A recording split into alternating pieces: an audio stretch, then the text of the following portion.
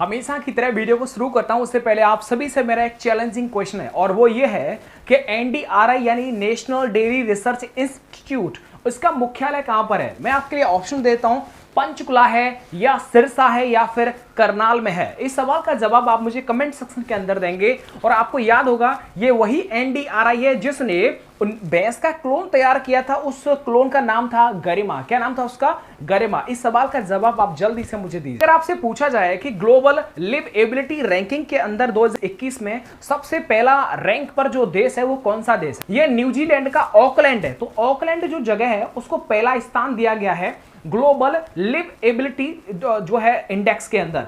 अब आपसे सवाल पूछा जाएगा कि सर दूसरे नंबर पर कौन है? तो वो है ओसाका, जापान का शहर है ओसाका। इसको ग्लोबल लिवएबिलिटी इंडेक्स के अंदर इसे दूसरा स्थान मिला है। अब आप पूछेंगे सर न्यूजीलैंड के प्रधानमंत्री जल्दी से बताओ कौन है? वो है जेसिका अर्डेन। और याद रखना जेसिका अर्डेन यानी कि संसार की सबसे महानतम 50 नेताओं में सबसे पहले नंबर पर है जेसिका अर्डेन। ये पीएम है न्यूजीलैंड की। अब देखो न्यूजीलैंड का नाम जैसे ही याद आता है तो याद आना चाहिए इंटरनेशनल क्रिकेट काउंसिल को जो हेड है और इंटरनेशनल क्रिकेट आईसीसी इसका जो मुख्यालय है वो दुबई के अंदर है। और इसके जो वर्तमान जो अभी हेड हैं वो हैं आपके ग्रेग वर्कले साहब जो न्यूजीलैंड के रहने वाले हैं। याद आ गया? कॉन्सेप्ट एकदम क्लियर हो जाएगा। सवाल यह होगा कि ग्लोबल लिवएबिलिटी इंडेक्स 2020-21 के अंदर सबसे नीचे स्तर पर कौन सा देश है जिसके अंदर रहन सहन इतना अच्छा नहीं है, बहुत सारी सुख सुविधाएं आपको उस देश के अंदर देखने को नहीं मिलेंगी।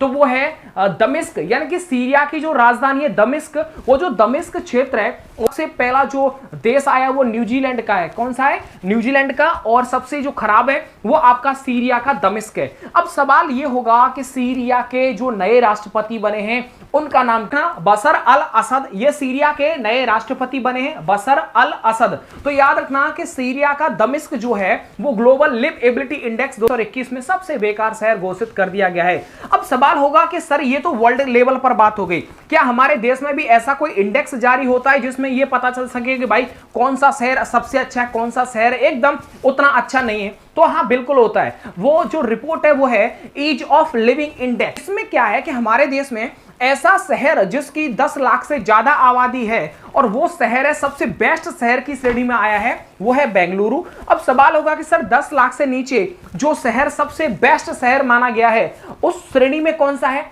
तो वो है आपका शिमला। क्या है बताओ जल्दी से? शिमला। तो नदियों के किनारे पर जो शहर बसे हुए हैं आपने भी याद किया होगा। मेरे साथ जल्दी से एक बार रिवीजन कर लेते हैं। अगर आपसे पूछा जाए कि न्यूयॉर्क किस नदी के किनारे पर है तो न्यूसन यानी हडसन। तो याद रखना हडसन नदी के किनारे पर है ये आपका न्यूयॉर्क। और न्यूयॉर्क याद रखना यूएनओ का मुख्यालय है न्यूयॉर्क के अंदर। याद रहेगा, सारी चीजों को आप याद रखेंगे। अब बात आता है सर जी जो बियाना है बियाना, ये बियाना जो है वो किस नदी के किनारे पर है? ये है डैन्यूब। कौन सी नदी है? डैन्यूब। याद रखना ऑस्ट्रिया की राजधानी है बियाना। क्या है? ऑस्ट्रिया की राजधानी है बियाना। अब सवाल होगा सर जी ऑस्ट्रेलिया क्या है? तो ऑस्ट्रेलिया की राजधानी है कैनबरा। क्या है बताओ जल्दी से?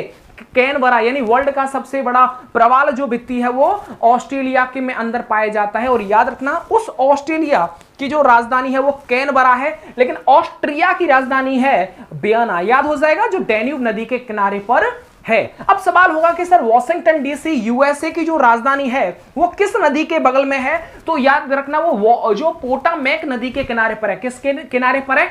पोटामेक नदी के किनारे पर है। और वॉशिंगटन डीसी के अंदर आईएमएफ, वर्ल्ड बैंक इत्यादि इनके जो है वो हेडक्वार्टर है वॉशिंगटन डीसी के अंदर। आई होप आप सभी के सवाल दे दनादन एकदम क्लियर हो की जाएगा कि पेरिस यानी फ्रांस की जो राजधानी है पेरिस ये किस नदी के किनारे पर है? पेरिस में सीन देकर एकदम चकाचक हो गया। तो याद रखना पेरिस जो है वो सीन नदी के किनारे पर है। अब देखिएगा इटली की जो राजधानी है रोम ये टाइबर नदी के किनारे पर है। ऐसे समझो टाइबर मतलब टाइगर, और टाइगर जैसे ही सामने आ जाएगा तो रोम खिल जाएगा, एकदम मतलब कुछ होने लग जाएगा। तो याद रखेंगे इटली की राजधानी रोम जो टाइबर नदी के किनारे पर। लंदन जो है वो थेम्स नदी के किनारे पर है। और याद रखना इस थेम्स नदी को ही इंग्लैंड की गंगा कहा जाता है। तो सभी आपको याद हो गए होंगे, रिवीजन करने की कोई जरूरत नहीं है, मैं आपको लिख करके भी दे दूंगा, आराम से उनको याद कर सकता है कि जो शिक्षा है वो किस सूची का विषय है। तो याद रखना मैं आपसे एक सवाल डायरेक्ट पूछ लिया है कि शिक्षा यानी एजुकेशन किस जो है सूची का विषय है,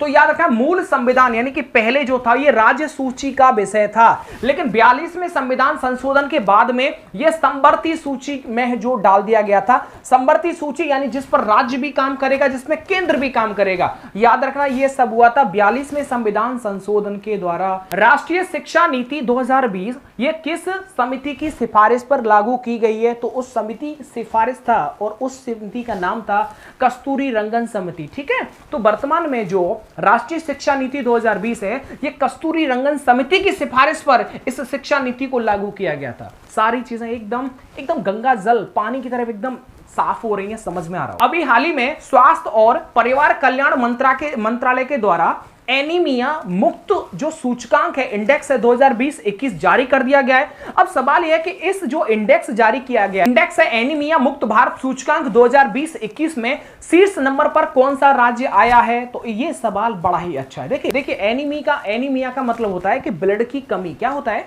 ब्लड की कमी। और याद रखना ब्लड की कमी होने पर जो डॉक्टर्स होते हैं वो विटामिन B9 आपको देते हैं, यानी कि विटामिन B9 को फॉलिक एसिड भी बोला जाता है, इसके मेडिसिन्स भी होते हैं, सिरप भी होता है, इसका इंजेक्शन भी होता है। अब मेरा एक सवाल है कि जो ये जो एनीमिया जो मुक्त भारत सूचकांक 2020-21 जारी किया गया है, इस पे सबसे पहले नंबर पर इस रैंक में याद रखना सबसे पहले नंबर पर है मध्य प्रदेश और दूसरे नंबर पर है उड़ीसा, तीसरे नंबर पर हिमाचल प्रदेश है और चौथे नंबर पर हरियाणा पे। लेकिन पिछली साल क्या हुआ था, इसी इंडेक्स में हरियाणा पहले नंबर पर था। अब सवाल यह होगा जब एमपी की बात हो गई है तो याद रखना एमपी के अंदर 11 नेशनल पार्क हैं और आपको पता होगा कूनू नेशनल पार्क के अंदर ही अफ्रीका से चीता लाए गए थे और वो कूनू नेशनल पार्क के अंदर ही उनको रखा जाएगा।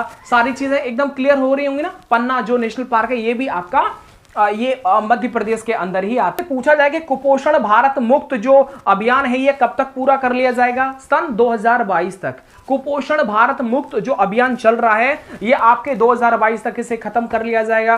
ग्लोबल, अब आपसे पूछा जाए कि ग्लोबल हंगर इंडेक्स के अंदर भारत का कौन सा स्थान है? तो वो है 94। तो अब आपसे अगर सवाल पूछ लिया जाए कि जल में घुलनशील विटामिन कौन से होते हैं, तो वो होता है बी और सी। वसा में घुलनशील विटामिन कौन से होते हैं? KEDA। याद हो जाएगा, कोई दिक्कत नहीं। जल में है तो BC और वसा में है तो KEDA, इसको आप याद रखें। 9 जून 2021 को किस देश ने जो क्रिप्टो करेंसी है बिटकॉइन, इसको जो है वैध मुद्रा घोषित कर दिया है? याद रखना ये वर्ल्ड का पहला देश है और इस देश का नाम है अल सल्वाडोर। तो याद रखना अल सल्वाडोर है, इसने क्या किया है कि जो क्रिप्टो करेंसी है, यानी कि इसको वर्चुअल मुद्रा भी बोलते हैं, ऑनलाइन मुद्रा भी इसे बोलते हैं, क्रिप्टो करेंसी बोलते हैं, बिटकॉइन बोलते हैं, ऐसी मुद्रा जो डायरेक्ट कंप्यूटर से कंप्यूटर में ट्रांसफर की जा सकती है, जिसे आप अपने हाथ से छू नहीं सकते, ऐसी मुद्रा। लेकिन एक सवाल और है, अल सल्वाडोर जो देश है ना, इस देश के अंदर वैसे तो डॉलर यहां की मुद्रा है, लेकिन अभी क्या है कि इसने बिटकॉइन यानी जो क्रिप्टो करेंसी बिटकॉइन है, इसको भी जो है इसने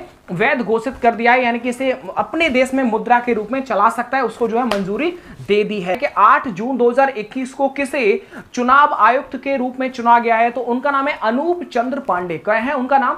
अनूप चंद्र पांडे। अब देखिएगा कुछ इसमें डाउट है, बच्चे कल कमेंट कर रहे थे, वो मैं सारा डाउट क्लियर कर देता हूं। पहले मैं आपको बताता हूं, देखिएगा जब ये चुनाव आयुक्त बना था 25 जनवरी 1950 को, तब अब देखिएगा चुनाव आयुक्त का जो वर्णन होता है ये 25 जनवरी 1950 को बना था और ये जो बना था, याद रखना ये आर्टिकल जो था वो 324 के अंदर इसका विवरण दे रखा है, भाग 15 के अंदर। ठीक है, अब आपसे अगर पूछ लिया जाए कि अनूप चंद्र पांडे हैं ये चुनाव आयुक्त बने हैं, लेकिन मुख्य चुनाव जो आयुक्त हैं वो तो सुशील चंद्रा ही है। देखिएगा ये 3 है, याद रखना जब ये 1950 के अंदर सिर्फ एक ही रहते थे चुनाव आयुक्त, वही चीफ थे और उनका नाम था सुकुमार सेन, जो 1950 में बने थे। लेकिन अब क्या है कि वो 1+2 हो गया है, यानी एक तो मुख्य चुनाव आयुक्त रहेंगे चीफ और बाकी जो उसके उपाध्यक्ष रहेंगे। यानी कि अब देखिएगा मुख्य चुनाव आयुक्त तो सुशील चंद्रा हो गए जो अभी पहले थे, ये 24वें नंबर के हैं और इनके नीचे आ जाएंगे अनूप चंद्र पांडे और राजीव कुमार। याद रखना, भूलना मत। अब बात करते हैं ये जो अनूप चंद्र पांडे हैं ये उत्तर प्रदेश IAS कैडर के अधिकारी हैं। अब इनके बारे में बहुत ज्यादा बातें फिर वो बढ़ जाएंगी, मैं ज्यादा बढ़ाना नहीं चाहता हूं, बट फिलहाल में इनको आप थोड़ा याद रखना। चुनाव आयुक्त जैसे आए तो आर्टिकल 324 भाग 15 के अंदर, और 25 जनवरी 1950 को ये बना था। जब ये बना था उस टाइम पर इसके चीफ आयुक्त जो थे वो थे सुकुमार सेन। ये पहले बंदे थे कि कोई, या अभी तक ऐसी कोई महिला आपके दिमाग में उनका नाम याद है जो कभी मुख्य चुनाव आयुक्त रही हो? देखिएगा, उनका नाम है रमा देवी। क्या नाम उनका? देखिए, रमा देवी सिर्फ एकमात्र अभी तक बनी है मुख्य चुनाव आयुक्त, अभी तक कोई नहीं बनी है। लेकिन याद रखना, जो उच्च न्यायालय सुप्रीम कोर्ट है उसके मुख्य न्यायाधीश कभी भी कोई महिला नहीं रही हैं। याद रखना, अगर चुनाव आयुक्त आ जाए तो रमा देवी बन चुकी हैं, लेकिन अगर सुप्रीम कोर्ट के मुख्य न्यायाधीश चीफ आ जाएं तो भाई याद रखना, सुप्रीम वो उन्होंने कभी भी फीमेल यानी कोई महिला जो है मुख्य न्यायाधीश नहीं बनी है।